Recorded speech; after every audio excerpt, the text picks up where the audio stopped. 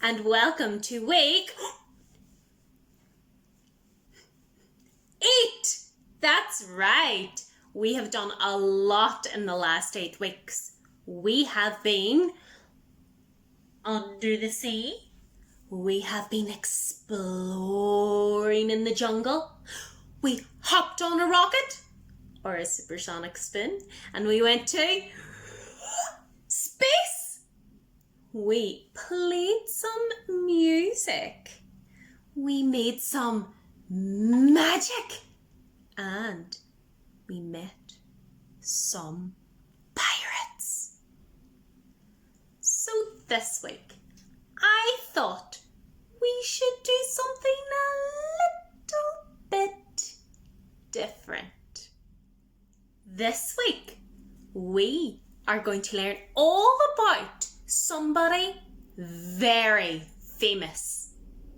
Now, it's not a footballer. It's not a singer. It's not a superhero.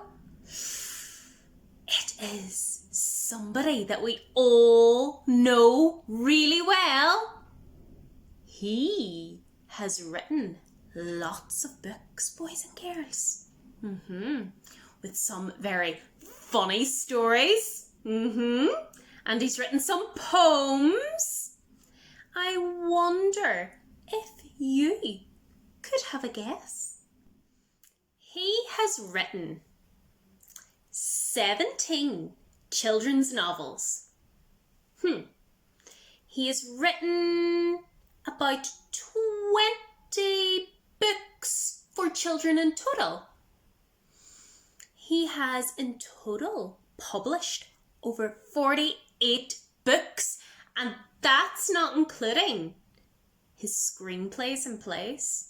He wrote his stories in a little shed at the bottom of the garden.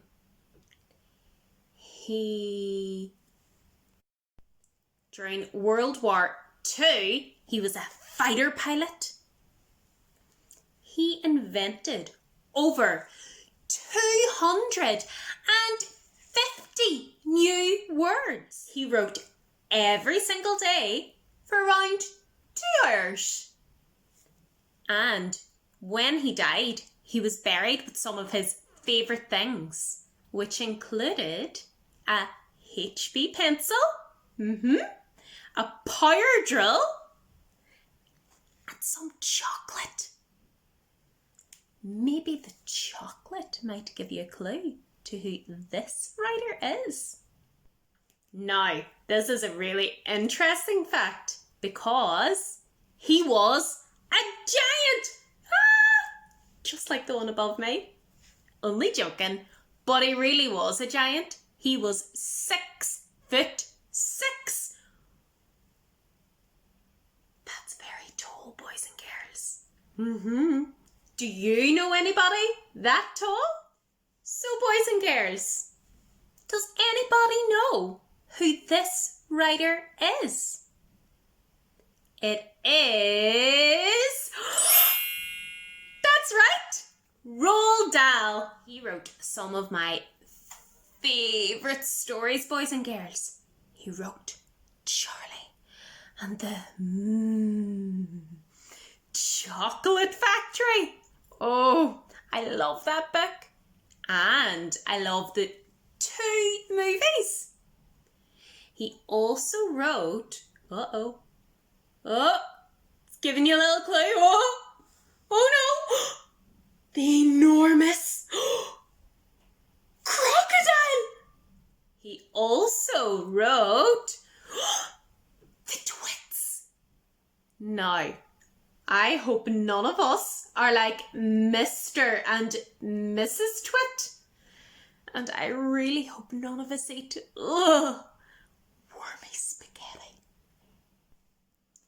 Now, my favourite book that Roald Dahl wrote was a collection of 6 fairy tales.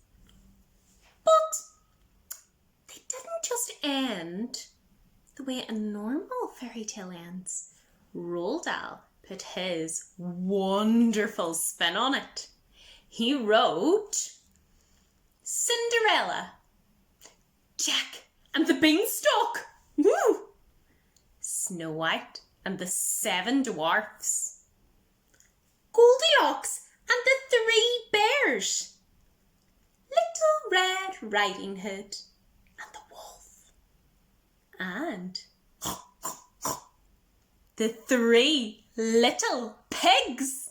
So today, instead of a poem, we are going to start off with a story, and this is Roald Dahl's Jack and the Beanstalk. So read along, boys and girls.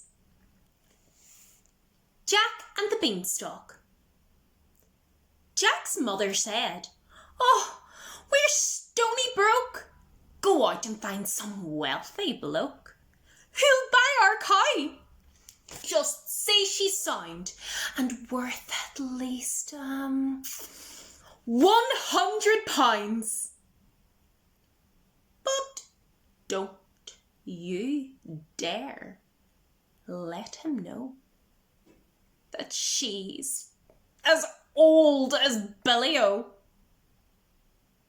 Jack led the old brown cow away and came back later in the day and said, "Oh, Mumsy dear, guess what your clever little boy has got? I really don't know how. A super trade-in for our cow."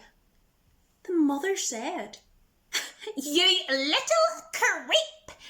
I bet you sold her much too cheap." She doesn't sound like a nice mum, boys and girls. When Jack produced one lousy bean, his startled mother, turning green, leaped high up in the air and cried, "I'm absolutely stupefied! You crazy boy! Do you really mean you sold our Daisy for a bean?" She snatched the bean, she yelled, "You chump!" and flung it on the rubbish dump. Uh-oh, definitely not a nice mum, boys and girls. Then, summoning up all her power, she beat the boy for half an hour, using, and nothing could be meaner, the handle of a vacuum cleaner. At 10 p.m. or thereabouts, the little bean began to sprout. By morning, it had grown so tall, you couldn't see the top at all. Young Jack cried, "Mom, admit it now. It's better than a rotten cow." The mother said, "You lunatic! Where are the beans that I can pick? There's not one bean. It's bare as bare. Look very high and you'll behold each single leaf is solid gold." By Gollikins, the boy was right. Now glistening in the morning light, the mother actually perceives a mass of lovely golden leaves. She yells out, "My sainted souls, I'll sell them any by a rolls. Don't stand there and gape, you little clot. Get up there quick and grab the lot." Jack was nimble, Jack was quick. He scrambled up the mighty bean. Up he went without a stop. But just as he was near the top, a ghastly, frightening thing occurred. Not far above his head, he heard a big, deep voice, a rumbling thing that made the very heavens ring. It shouted, can you guess, boys and girls? Fee, fi, fo, fum. I smell the blood of an Englishman. Jack was frightened, Jack was quick, and down he climbed in half a tick. Oh, Mum, he gasped. Believe you me, there's something nasty up our tree. I saw him, Mum. My gizzard froze. A giant with a clever nose. A clever nose? His mother hissed. He must be going round the twist. He smelled me out, I swear it, Mum. He said he smelled an Englishman. The mother said, and will he might. I've told you every single night to take a bath because you smell. Uh-oh, that means we have to take baths every night, boys and girls. But would you do it? Would you, hell? You even make your mother shrink because of your unholy stink. Jack answered, well, if you're so clean, why don't you climb up the crazy bean? Do you think she climbed, boys and girls? The mother cried, by glad I will. There's life within the old dog still. She hitched her skirts above her knee and disappeared right up the tree. Now, would the giant smell his mum? Jack listened for the fee, fi, fum. He gazed aloft. He wondered when the dreaded words would come. And then, from somewhere high above the ground, there came a frightful crunching sound. He heard the giant mutter twice. By gosh, that tasted very nice. Although, this is in grumpy tones. I wish there weren't so many bones. By Christopher, Jack cried. By gum! The giant's eaten up my mum. He smelled her out. She's in his belly. Jack stood there gazing longingly upon the huge and golden tree. He murmured softly, golly gosh, I guess I'll have to take a wash. If I'm going to climb this tree without the giant smelling me. In fact, a bath's my only hope. He rushed indoors and grabbed the soap. He scrubbed his body everywhere. He even washed and rinsed his hair. He did his teeth. He blew his nose and went out smelling like a rose. Once more, he climbed the mighty bean. The giant sat there, gross, obscene. Ooh, gives me the heebie-jeebies, boys and girls. Muttering through his vicious teeth, while Jack sat tensely just beneath, muttering loudly, fee, fi, fo, fum. Right now, I can't smell anyone. Jack waited till the giant slept. Then out along the boughs he crept, much gold. I swear. He was an instant millionaire. A bath, he said, does, seem to pay.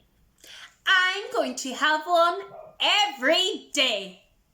Oh, wow, boys and girls, that was a very different story of Jack and the Beanstalk.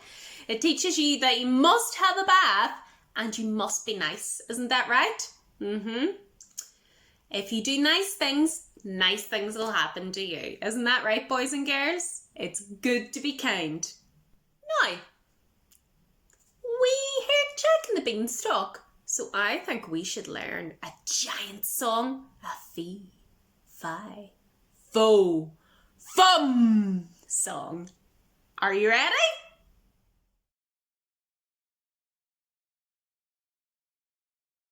Okay, everyone, so repeat after me.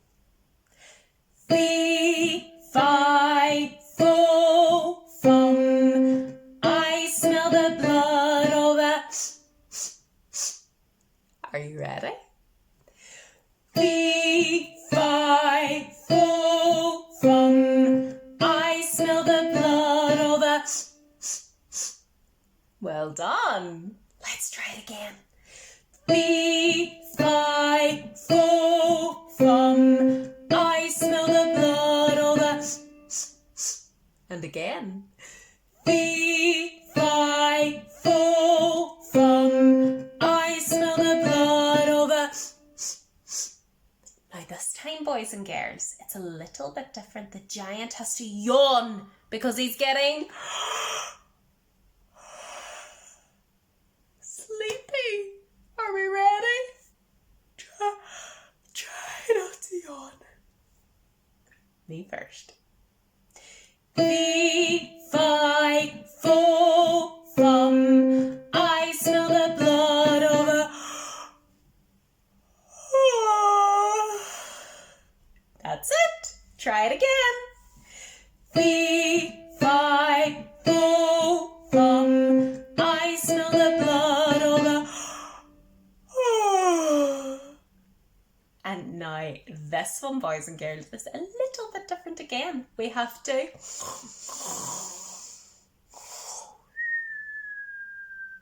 snore. Fee, fi, fo, fum. Now I can't smell anyone.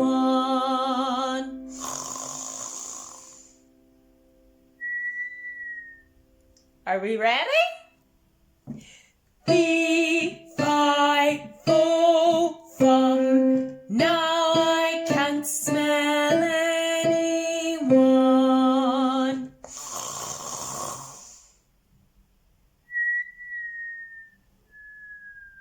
Well done, boys and girls. Let's try it together before we sing it with the music. Let's have a go. Fee, fi, fo, fum. I smell the blood of a... Fee, fi, fo, fum. I smell the blood of a... Fee, fi, fo, fum. I smell the blood of a... Fee, fi, fo, fum. Now I can't smell anyone.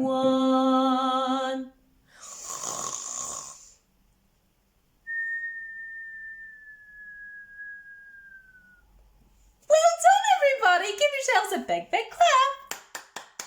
And we know that my giant's really friendly. See his big, lovely smile? Yeah, he's a nice giant, really. And we're ready to sing it together with actions. Let's give it a go.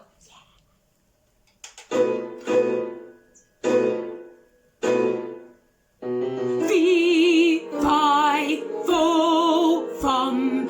I smell the blood of a... Fee, fi, fo, fum. I smell the blood of a... Fee, fi, fo,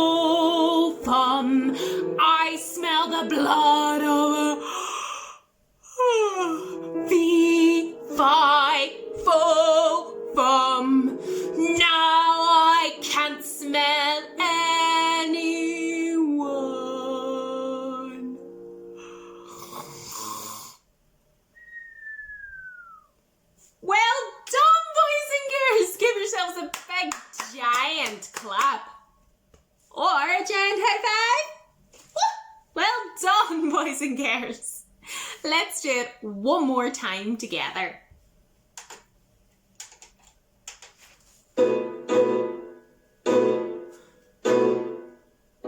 Fee, fi, fo, fum. I smell the blood of a... Fee, fi, fo, fum. I smell the blood of a... Fee, fi, fo, fum. I smell the blood of a... Fee, fi, fo, fum. Now I can't smell anyone.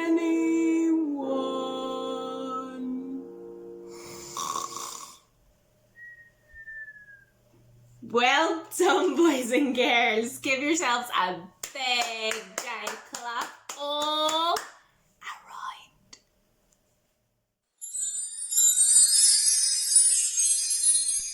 This craft time, boys and girls, is a little bit different. Now, we know Roald Dahl loved chocolate, and I love chocolate. So, this craft time, we will be making a chocolate recipe. They are delicious, scrumptious, yummy chocolate pebbles.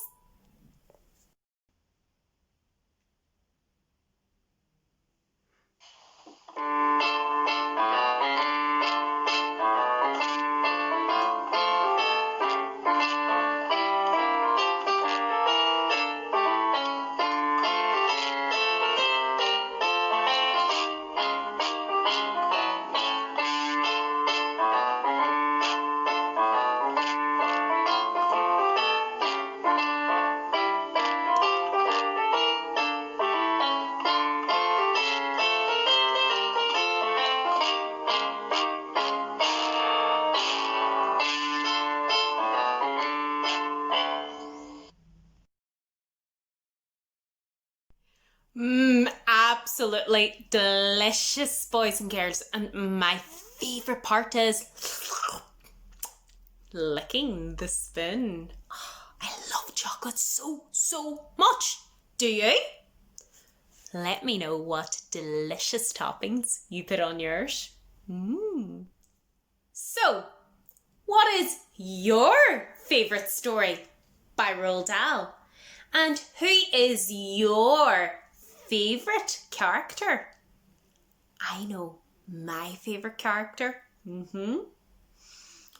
She's a little person. She has big, messy hair. She likes to eat unusual things and to trick her husband. One of her special things to make is wormy spaghetti. My favourite character, boys and girls, is Mrs. Twit. I think she's very funny. Who's yours? Now for a little game before we go. Can you guess the characters or the book from my pictures? How many can you get right?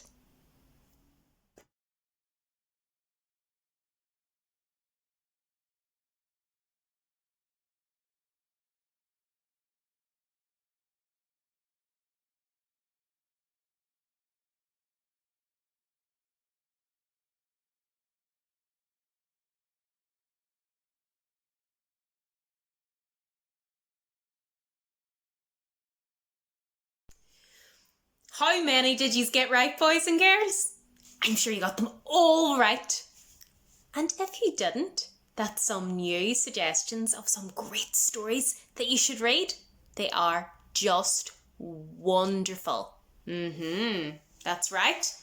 Now, if you were to design your own character, for a Roald Dahl story, what would it be?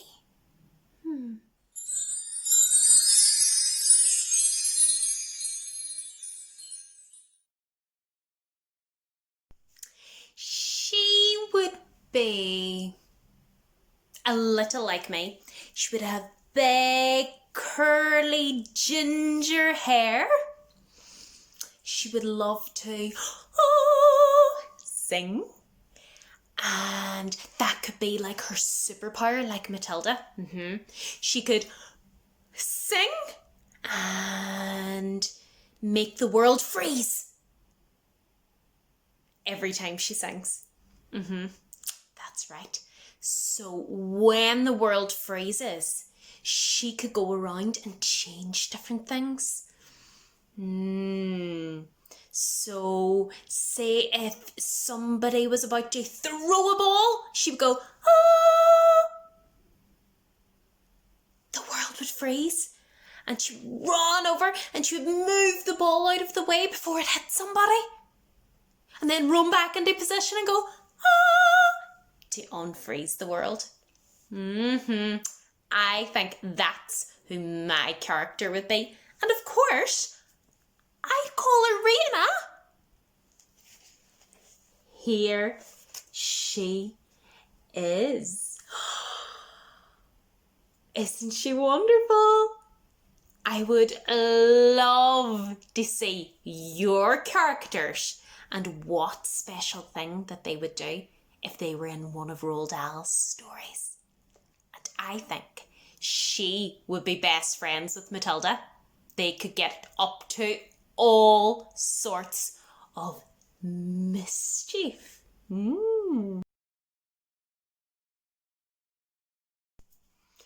So boys and girls, I hope you've had so much fun this week meeting my friendly giant and singing a lovely song about him and learning all about Roald Dahl. I'll see you next week for week 9. Wow.